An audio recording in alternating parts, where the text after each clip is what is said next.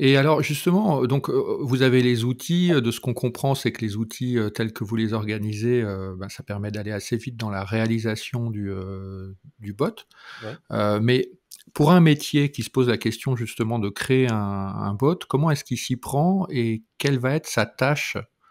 Et combien de temps ça va lui prendre éventuellement? Alors je sais que c'est un peu difficile parce que vous allez me dire ça dépend des cas, ça dépend de ce qu'on attend et cetera, mais je dirais dans une configuration, moyenne de tout Ouais, ce que ouais. vous avez déjà réalisé, Mmh. pour un métier qui veut se lancer, qui a un besoin, qui identifie un besoin conversationnel, heu, vous attendez quoi d'eux en fait pour pouvoir démarrer un projet et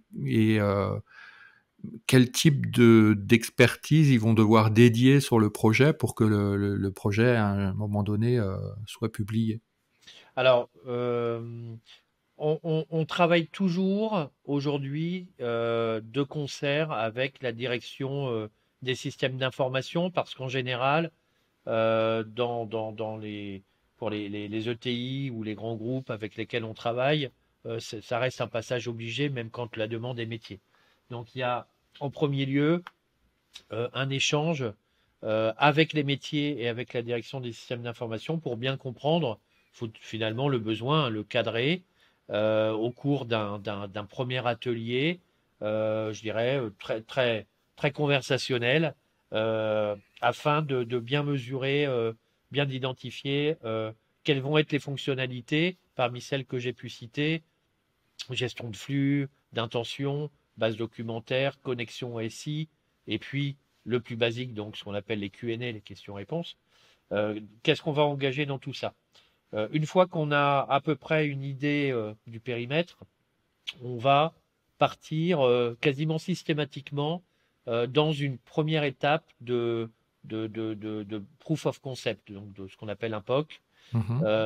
avec une durée chez nous qui est quasiment systématiquement limitée à 3 mois en termes de délai. Hein. Voilà, évidemment, on ne parle pas de 3 mois de travail, on parle juste d'une période de 3 mois dans lesquelles, eh bien, en fait, on va devoir répondre à un certain nombre d'attentes du client pour qu'au bout des 3 mois, il puisse se dire, bah, l'expérimentation, en fait, est intéressante et on va plus loin, ou non, pour des raisons X ou Y, on s'est trompé, la technologie ne répond pas à ce qu'on voulait, etc., etc. On préfère arrêter et on verra ça plus tard, on passe sur autre chose. Et donc, dans ce POC, en fait, on a finalement un processus qui est maintenant bien rodé et très bien accueilli de la part de nos clients. C'est un accompagnement vraiment de bout en bout et concret et réel. C'est-à-dire que on n'est pas dans le marketing, là, on est vraiment dans notre approche historique chez Devolis. Encore une fois, je remets ça en avant, qui est avant tout l'humain et finalement de faire en sorte que il soit en capacité d'être à la fois euh, efficace, mais également autonome. Donc ça Donc vous les passe formez? ça passe effectivement par une phase de formation, mais en amont, en fait, ce qu'on va faire, c'est qu'on va prendre le cas d'usage euh, avec, dans la définition d'un POC, la capacité de pouvoir démontrer l'ensemble des attentes du client, c'est-à-dire je veux me connecter à mon système d'information sur telle base de données ou telle solution. Je veux mettre en place une recherche documentaire sur du SharePoint et puis je veux reconnaître un certain nombre de types d'intentions pour engager des flux de conversation. Donc en fait, on va prendre un exemple dans chacun de ces trois types, hein, par exemple de fonctions, et on va donc sur le POC les mettre en œuvre avec le client afin de les démontrer. Et alors, on va les mettre en œuvre tout simplement. Dans un premier temps, on va faire un atelier de définition du scénario conversationnel, qui va vraiment être très important parce que c'est la logique de fonctionnement du chatbot. Et un chatbot, il ne sait pas finalement convaincre un utilisateur de sa logique, l'utilisateur n'a aucun intérêt à l'utiliser. Autant aller directement sur les outils interrogés et puis le chatbot ne va pas être en capacité de faire le lien ou le liant finalement entre tout ça. Donc on va designer un flux avec des méthodes de design de flux très simples, des carrés, des ronds, des choix, etc. Et donc on va designer ces flux avec lui, non pas en lui demandant de le faire tout seul, parce qu'il en serait incapable, mais en fait on a ce qu'on appelle un accompagnant. Alors ça s'appelle aussi maintenant des Customer Success Managers, voilà, qui vont être des personnes dédiées de bout en bout aux clients sur la période du POC.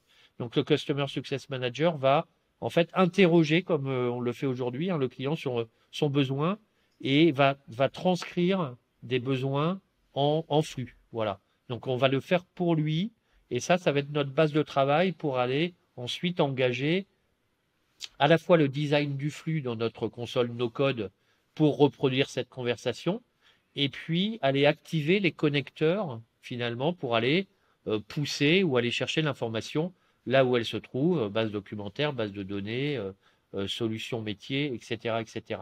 Donc en fait, on va prendre en charge tout ça de notre côté, en fait, sur ce POC. Pourquoi? Parce que si on livrait la console à l'utilisateur en lui disant, bah, écoutez, on vous forme pendant 4 heures, en général c'est ça, ou pendant 8 heures, et puis débrouillez-vous, on est quasiment certain qu'on court à l'échec. Ouais. Donc en fait, on va le faire pour lui, et c'est sur la base de ce qu'on va faire pour lui qu'on va le former. Parce que on a un apprentissage par l'exemple, et donc on va expliquer à la fois le fonctionnement de la console, comment on a créé ce flux, le décrire pas à pas, comment on a fait cette connexion avec votre base de données. Et là, on aura besoin évidemment, au-delà du métier, d'avoir quelqu'un du système d'information, parce que évidemment, ça touche à des aspects technologiques, à minima pour la définition de la connexion à la base de données.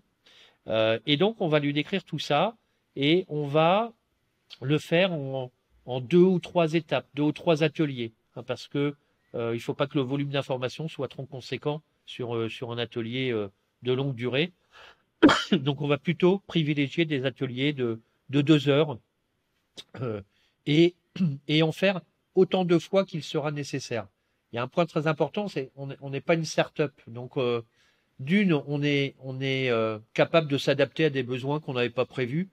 Comme je parlais tout à l'heure de l'exemple d'entraînement des médecins. Encore une fois, on n'avait absolument pas prévu ce cas d'usage et on a dû développer le système de scoring.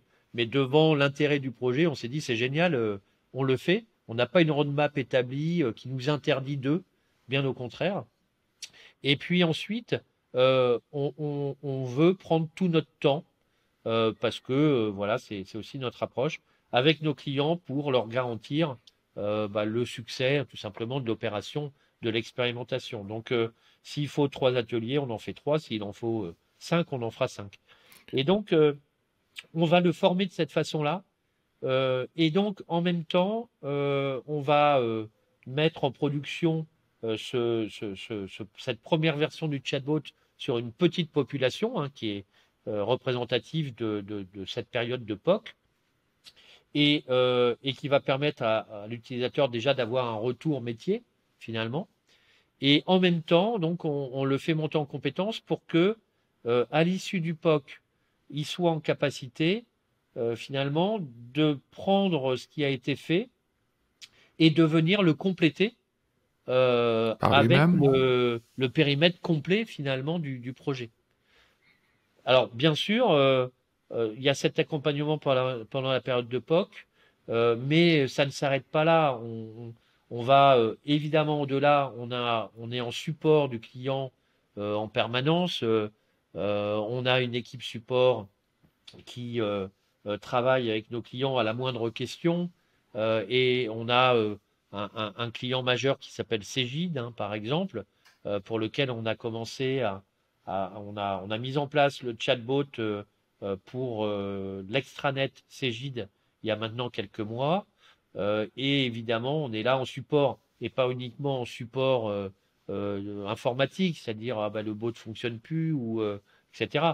Non, on est là pour répondre à leurs interrogations, à les aider à faire des nouveaux flux s'ils veulent en créer eux-mêmes. Et donc cet accompagnement finalement ne s'arrête jamais. Voilà. Et pour le métier ou le service responsable du projet, Ouais, ouais, est-ce que ça implique de dédier, une fois que le bot est sorti dans une première version, ouais. de dédier en fait une ressource Alors, euh, en général, cette ressource, finalement, elle existe déjà dans l'entreprise. Alors, si on parle de service support, eh bien, en fait, on va tout simplement s'appuyer sur les personnels de ce service support, euh, qui vont gagner du temps, finalement, dans l'absolu, puisque le but du chatbot va être de répondre à un certain nombre de réponses, euh, de questions récurrentes, et donc de leur libérer du temps pour des questions plus complexes, mais aussi pour améliorer le chatbot, hein, en intégrant des nouveaux cas d'usage, en analysant, c'est un point évidemment important, en analysant les indicateurs d'utilisation, de satisfaction et d'insatisfaction, pour aller traiter notamment les insatisfactions et continuer l'amélioration du chatbot.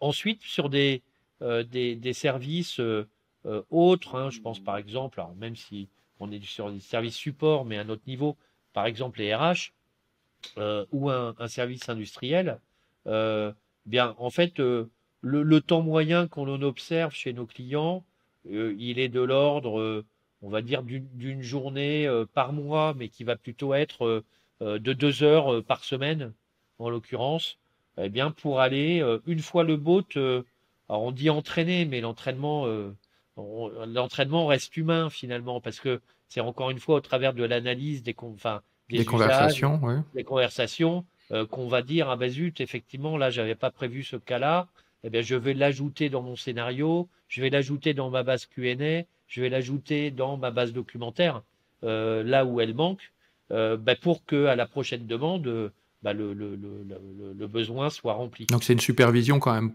constante.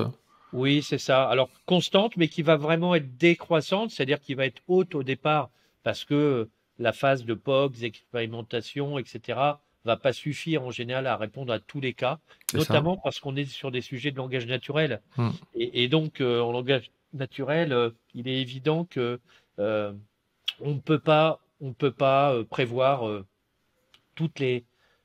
les différentes façons de faire la même demande, enfin, voilà, d'avoir enfin, voilà, de formuler les mêmes demandes. Euh, et puis ensuite, eh bien, en fait, plus je vais améliorer le chatbot, donc ça va me prendre du temps au départ, eh bien, moins j'aurai finalement de temps à y passer, parce que au fur et à mesure, eh bien, en fait, j'aurai prévu tous les cas. Voilà.